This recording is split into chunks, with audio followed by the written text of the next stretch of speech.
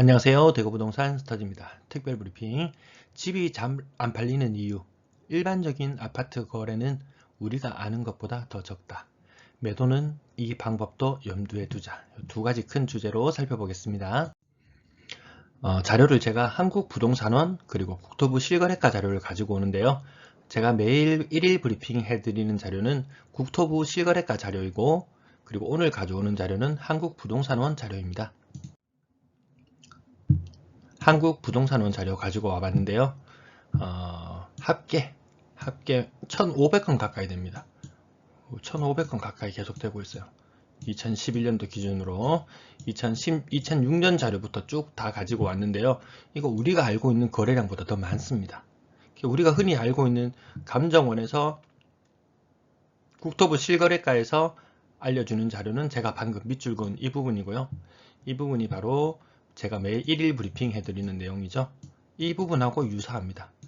이 두 개의 차이는 부동산원은 거래 신고 일자를 기준으로 자료를 취합하고 국토부 실거래가는 거래일을 기준으로 자료를 취합해서 조금 차이가 생긴다고 하는데, 이건 생각보다 거래가 너무 많게 나와요. 뭔가 좀 이상합니다. 요거 같은데. 그래서 보면은 밑에 아래쪽에 보면은 제가 보려고 하는 건 이 숫자를 비교해 보려고 하는 것이 아니고, 요 아래 좀 특수한 거래들, 특수한 거래건을 좀 살펴보려고 합니다. 개인이 법인에 판다. 요건 이해되시죠? 법인은 뭐 일반 1인 법인, 뭐 부동산 투자자들이 하는 1인 법인을 만들어서 하는 방법도 있을 것이고, 아니면 일반 회사도 있을 것이고, 기타가 뭘까요? 기타가 뭔지 한번 봅시다. 기타가 뭔지 찾아보니까 재외 국민, 미국 사람이 뭐 부동산을 샀다. 그래 알고 보니까 뭐 한국에 계신 부모님이 뭐 자식에게 뭐 증여하는 방식, 뭐 매매성 증여 이런 것도 있고, 이 거래 건수도 좀 불명확합니다. 이거 파악하기 좀 힘들어요. 그래서 기타 다른 거 보면 종중, 국가 및 공공기관 요 부분 좀 살펴볼 거예요. 국가 및 공공기관, 교회 조합도 일부 있을 수 있을 거예요. 뭐 다른 건 잘 모르겠고, 어쨌든 요 부분 국가 및 공공기관이 기타에 포함된다. 이 부분 나중에 살펴볼 거예요. 한국 부동산원 거래 현황 보면은 요 파란색 선이 전체 합계고, 요게 개인 대 개인 간 거래 이렇게 되어 있습니다. 이거 봐도 잘 뭐 눈에 띄는 게 잘 없죠? 대구 아파트 거래량 제가 실거래가 매일 1일 실거래가 하는 거 요거 건수하고 비슷합니다. 요 수치 다시 한번 기억해 두면, 자, 거래 주체 국토부 실거래가 제일 위쪽에 있는 노란색 선입니다. 이 부분하고 개인 대 개인 간 거래 보면 숫자가 비슷합니다. 노란색 길이 좀 비슷해서 이렇게 같은 색깔로 해놨어요. 근데 합계 부분 보면은 얘는 숫자가 얼토당토한 게 좀 큽니다. 우리가 알고 있는 거래 건수보다 더 많아요. 그래서 이거 연간 2011년도 통계만 한번 내보니까 11월 자료까지 취합되어 있는데 월 평균 한 1,500건씩 거래됐다고 나오는데, 얘는 한 1,800건 정도 거래된 걸로 나오죠. 이 자료가 오히려 더 부정확해 보입니다.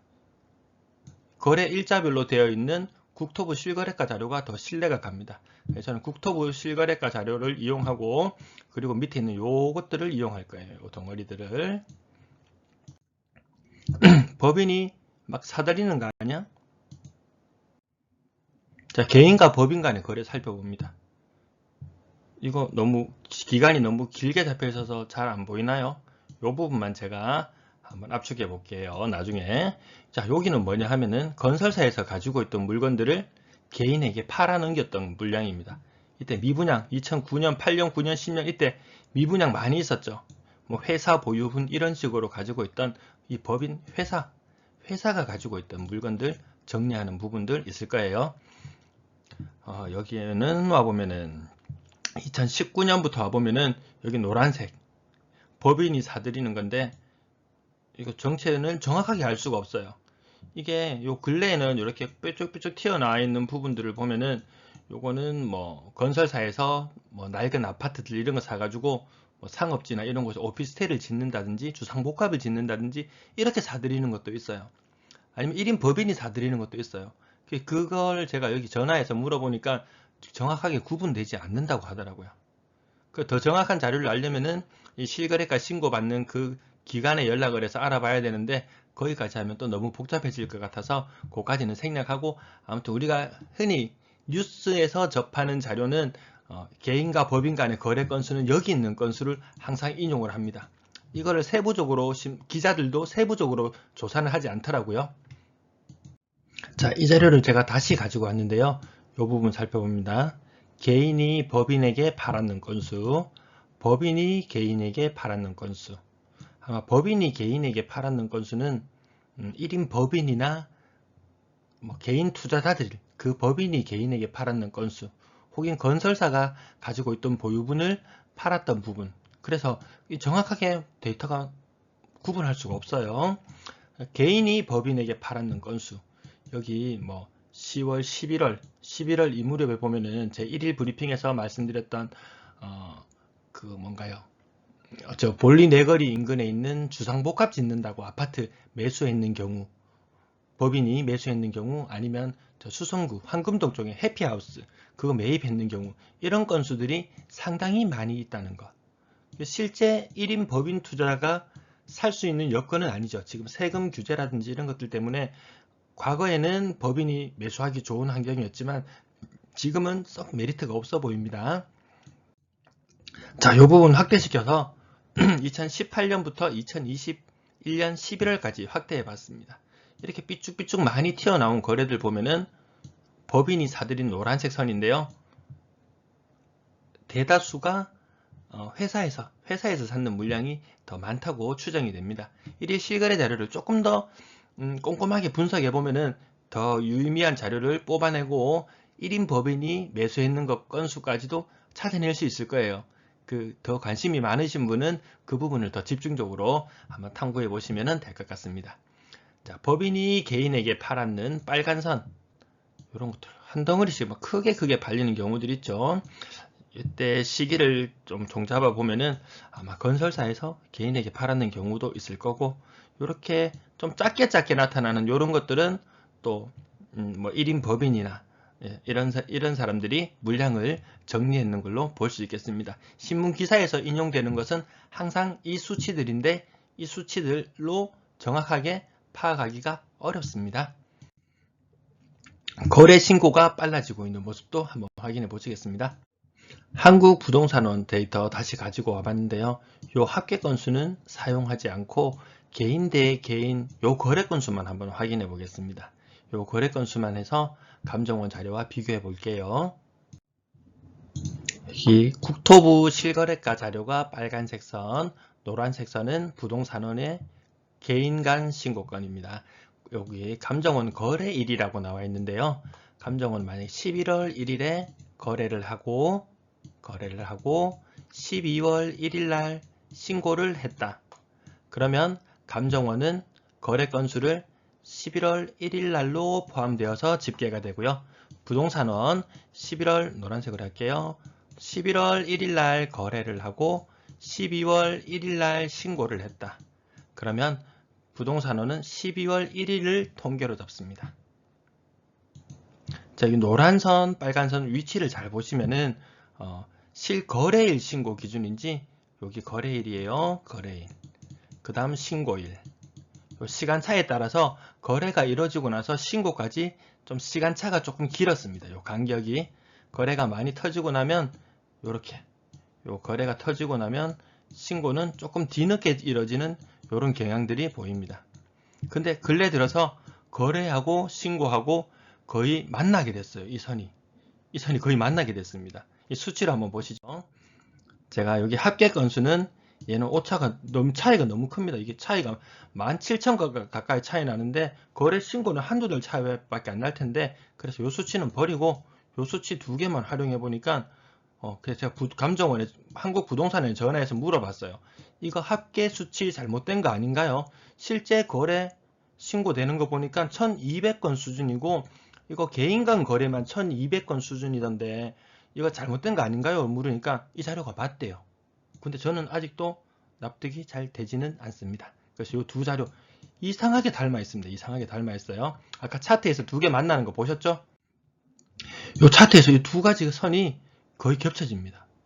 이게 의미가 바로 신고가 점점 빨라지고 있다. 부동산에서도 좀 먹고 살아야 되잖아요. 거래가 너무 안 되는 것처럼 보이면은 사람들이 발길이 더 뜸해집니다. 그래서 신고를 더 빨리 해서 거래가 활발한 것처럼 보이게 하기 위한 방법으로 신고를 빨리 한다. 이런 경향성이 있죠.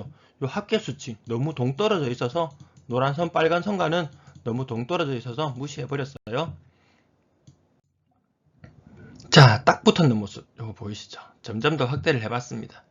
아주 이게 우연의 일치라고 합니다. 이게 저는 이게 신기하기만 하더라고요. 자, 우리 집이 안 팔리는 이유. 자, 여기 나옵니다. 자, 여기 위에 있는 개인 간 거래 건수, 개인 대 거의 개인 간 거래 건수, 그리고 전체 거래 건수에서 요 두 개를 빼고 나면 요 나머지 거래 건수들 있죠. 요 나머지 개인 대 법인, 법인 대 개인, 법인 중에서도 개인에 가까운 법인이 있겠지만 좀 무시하겠습니다. 일반 회사라고 생각해 보겠습니다. 이 법인 등의 나머지 거래들을 쭉 빼버립니다. 이 두 가지를 빼버리니까 요 차이가 이렇게 나와요. 그래서 감정원에서 실제 거래되는 건수 있죠. 우리가 매일 보는 자료에서 법인 등이 거래하는 거래.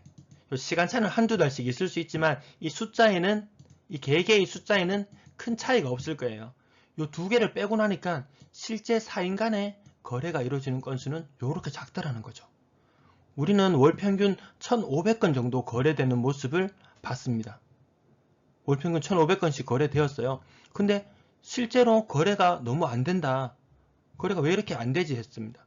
그래서 법인 등의 거래, 나머지 거래들 있죠. 뭐 회사에서 매입해서 건물을 짓는다고 물건을 사들이는 경우라든지 이런 것들을 빼고 나니까 실질적인 개인 간의 거래는 6월 달에 844건밖에 안 됩니다. 우리 눈에 보이는 실제 우리 거래는 1,400건이었지만 개인 간에 사고 팔았던 거래는 844건밖에 안 된다는 말입니다.